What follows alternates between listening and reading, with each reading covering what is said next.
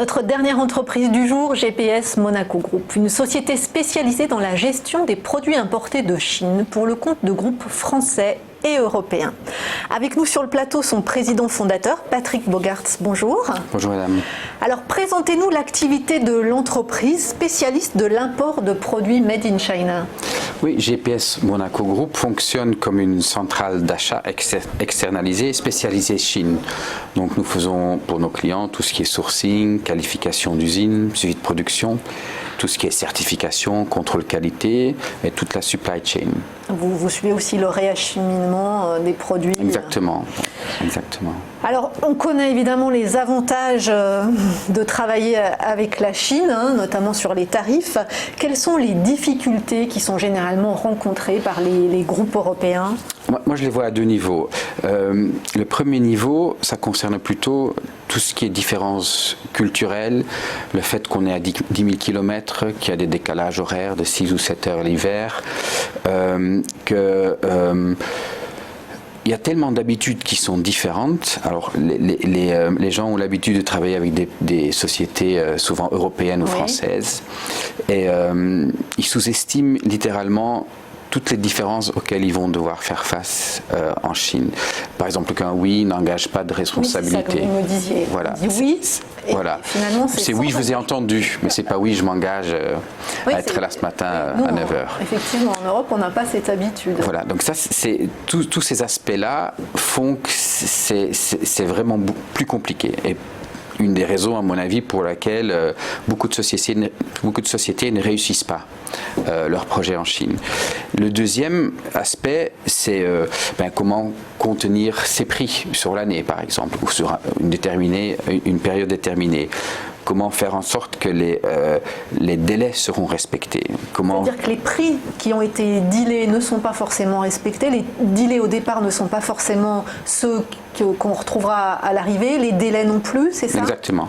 En fait, le souci qu'on va avoir... C'est compliqué, effectivement. Le souci qu'on va avoir, c'est qu'une société, pour prendre votre première commande et vous engager, va vous faire un prix A, qui va souvent évoluer en fonction de l'évolution de la mise en place de la production, parce que, soi-disant, certains détails n'avaient pas été compris. Et une fois que l'usine voit qu'on est vraiment engagé et qu'ici, on a des obligations commerciales, des agendas commerciaux à tenir, ils vont soudainement augmenter leur prix. Voilà. Donc ça, il y a plein de moyens d'éviter tout ça. Voilà. Alors, qui sont aujourd'hui vos clients ? Combien en avez-vous ? Dans quel secteur se situe-t-il ? Et pour quelle famille de produits êtes-vous plutôt spécialisé ?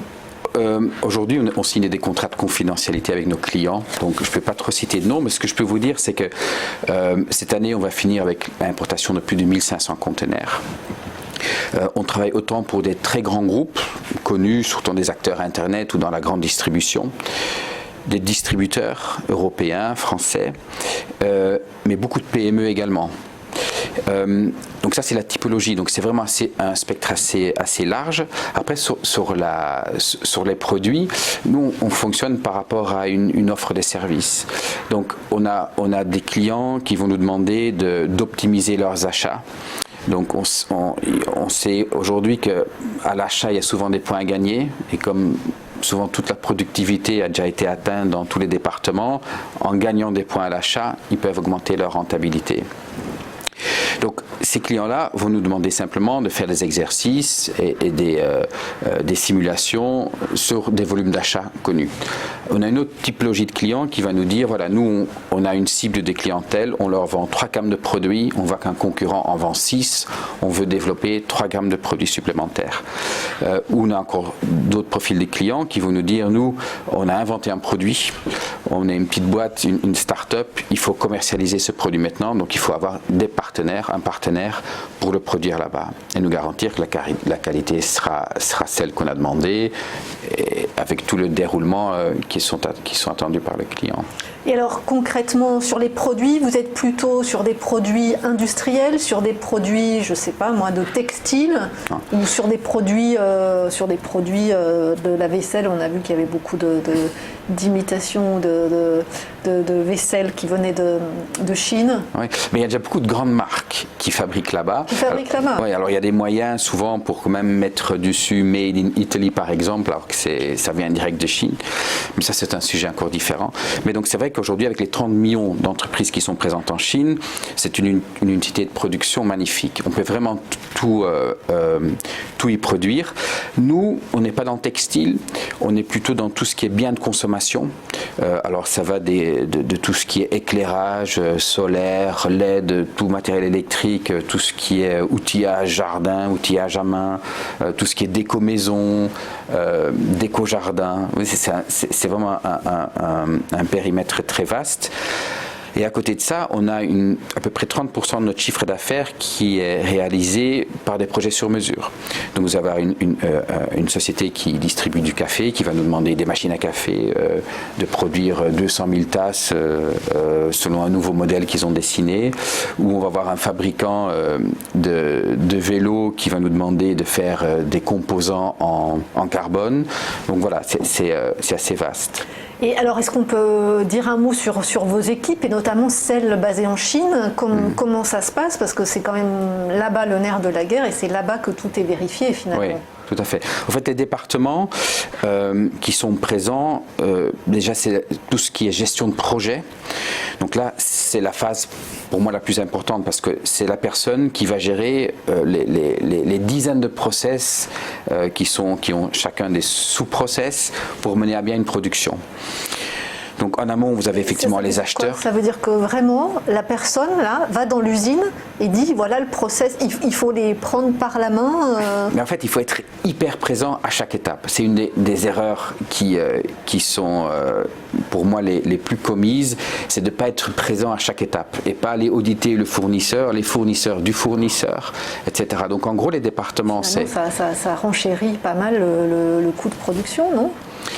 Oui et non, c'est que ce qui est très cher, c'est de ne pas le faire. Parce que si vous ne le faites pas, vous allez avoir des défaillances à tous les niveaux, et c'est ça qui coûte cher.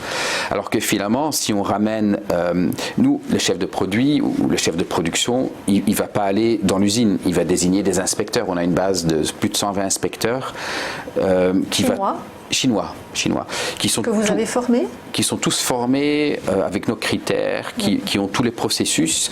Il y a un ingénieur ici qui va superviser les ingénieurs qui font partie de notre entreprise en Chine, qui eux-mêmes vont superviser les inspecteurs. Voilà, donc ça c'est un des aspects. Après on a tout ce qui est marketing, donc on va faire des vidéos de montage pour nos clients, des vidéos d'utilisation, des fiches de produits, enfin etc. Après vous avez tout un département logistique où on fait toute la supply chain avec le volume aujourd'hui qu'on transporte. On est nous-mêmes commissionnaires en transport. Et après, au département qualité, ça c'est quand même très important, on va aller vérifier l'authenticité des certificats, on va faire des contre-contrôles, on va faire... Vous m'expliquez, jusqu'au conteneur, il peut y avoir un problème. Si jamais ça prend l'appui sur le quai, on l'embarque dans le conteneur direct et ça arrive moins vite. Voilà, c'est des choses que en fait, tout ce qu'on a, nous, la structure comme elle est façonnée aujourd'hui, on est plus de 40 collaborateurs, c'est que il y a eu 2 axes ou 3 axes. Le troisième, c'est presque le moins important. Le premier, c'est vraiment ce que nos clients nous ont demandé, et c'est comme ça qu'on a construit tous ces départements pour y répondre. Et ensuite, c'est ce que vous avez rencontré. Ce qu'on a vécu, c'est pour ça que j'ai perdu mes cheveux. Et le troisième, c'est nous avec nos équipes, on est à chaque fois, chaque jour, on essaye d'appliquer la méthode Kaizen et d'apporter à chaque fois une innovation, une amélioration. Et en quoi finalement le contexte actuel, je ne peux pas ne pas vous en parler, le contexte actuel de guerre commerciale qui est effectivement entre la Chine et les États-Unis, mais qui est beaucoup plus important que ça, qui est général au monde, modifie les perspectives de production en Chine. Est-ce que du coup on va produire moins en Chine? On sait qu'il y a vraiment des sujets sur tout ce qui est brevet. Est-ce que vous pensez que la production en Chine a, moi, je pense que de mauvais jours devant elle? Moi, je pense pas. Ouais. Je pense pas parce que c'est une unité de production incontournable. Efficace. Très efficace, très efficace. Aujourd'hui, nous on amène souvent des clients en Chine visiter les usines, les salons, les showrooms. il y a souvent des responsables qualité de nos clients qui viennent avec nous. Ils n'ont jamais vu des infrastructures de telle qualité. Très sincèrement, vous avez des outils de contrôle qui n'existent que apparemment dans les manuels d'université, mais qui n'avaient jamais vu en réalité. Donc aujourd'hui, l'unité de production, elle est vraiment là. Je ne pense pas qu'on puisse effacer ou diminuer. Revenir en arrière. Voilà, moi je pense vraiment pas. Et j'ai travaillé avec beaucoup d'autres pays, on le fait toujours, à peu près 15% de notre chiffre d'affaires réalisé en dehors de Chine. Mais la Chine, pour nous, c'est le... Et au contraire, justement, comme on va dire, les relations sont tendues, c'est le moins qu'on puisse dire, avec les États-Unis, est-ce que toutes ces usines chinoises ne se tournent pas davantage vers l'Europe aujourd'hui? Oui, nous, ça nous sert. Ça nous sert parce qu'ils sont beaucoup plus disposés à faire des efforts et à être à l'écoute, ce qui n'a pas été toujours le cas. Après, il y a aussi le gouvernement chinois qui menace un peu avec l'ajustement de la RMB-dollar. C'est en cours, il y a déjà eu des points de baisse, donc ça a un avantage sur nous, sur le prix d'achat. Après, c'est un pays vers lequel on exporte beaucoup, oui. Et énormément même. Donc on ne peut pas trop non plus...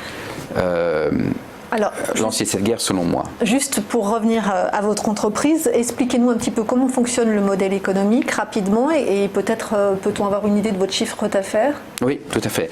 Donc nous, notre modèle économique, c'est de fonctionner vraiment comme un bureau d'achat externalisé et en garantissant à nos clients qu'on peut le faire moins cher que s'ils le faisaient eux-mêmes.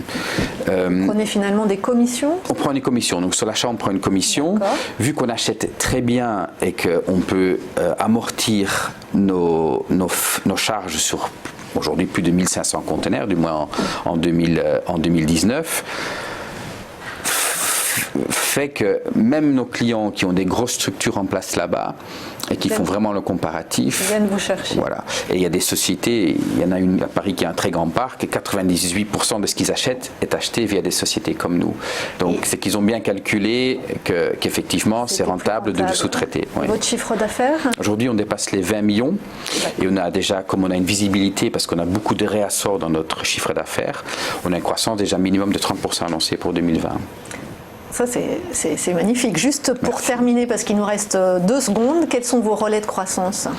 Alors, on en a 4, je vais faire très vite. Le premier, c'est effectivement, on a cette chance que notre clientèle gagne beaucoup d'argent avec nous et se développe beaucoup. Donc, ils nous portent, c'est eux vraiment qui portent notre croissance.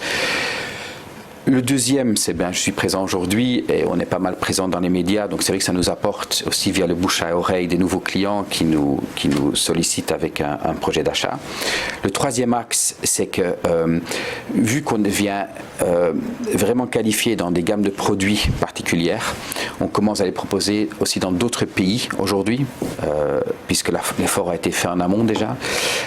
Et le quatrième, c'est que là on a développé plusieurs marques nous-mêmes, qu'on importe, qu'on stocke et qu'on distribue nous-mêmes via des réseaux sur Internet comme des marketplaces ou en direct dans des secteurs de distribution. Merci beaucoup Patrick Bogaerts, président fondateur de GPS Monaco Group.